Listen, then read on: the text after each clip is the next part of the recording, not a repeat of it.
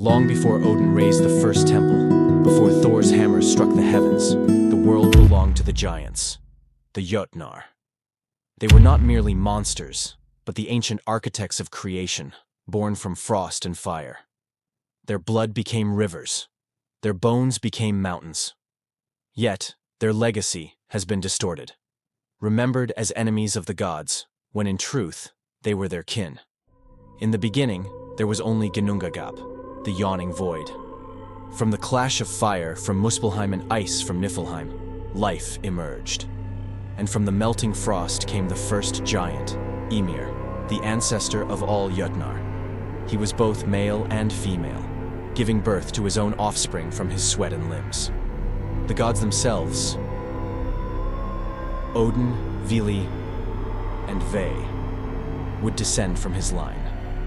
To create the world, they killed Ymir, and from his body shaped the earth. His flesh became the soil, his bones the mountains, his skull the sky. Thus, the gods built a world upon the corpse of their ancestor. From the moment of its creation, the Norse cosmos was born from violence, from betrayal. The blood of giants flowed through both gods and men. And so began the eternal tension between chaos and order, nature and civilization, giant and god. The Jötnar were not merely foes. Many were wise beyond measure. Odin himself sought knowledge among them. His teacher was the giant Mimir, the keeper of the Well of Wisdom. His mother's kin were Jotnar. Even his wife, Frigg, and his son Thor were bound by blood to them. In the sagas, the line between god and giant blurs, as if the cosmos itself cannot exist without both sides. Yet conflict was inevitable. Thor, the thunder god, became the eternal enemy of the giants. His hammer, Mjolnir, was forged not only to protect humanity, but to keep the giants at bay.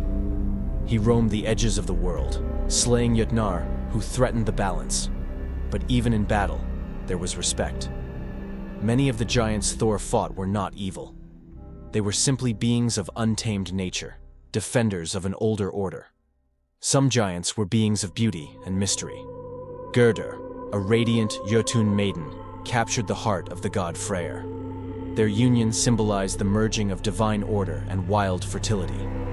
Others, like Skadi, the goddess of winter and hunting, married into the Aesir, bringing the cold mountains into the halls of the gods. The Jotnar were not just monsters.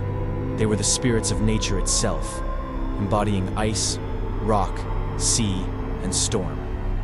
But prophecy foretold that this fragile balance would not last. At Ragnarök, the final battle of the gods, the giants would rise again. Led by Surtr, the fire giant from Muspelheim, they would march across the Rainbow Bridge, engulfing the world in flame. Even Thor would fall. Loke, locked in combat with the serpent Jörmungandr, a child of the giantess Angerboda.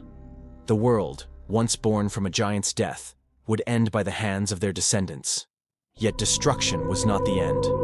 Out of the ashes, a new world would rise, green and fertile. The cycle of creation, death, and rebirth would begin again. In the Norse mind, chaos was never evil.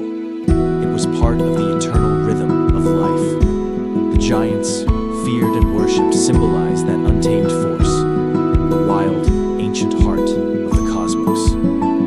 Jötnar remind us that even gods are born from the wilderness, that creation demands destruction, and that balance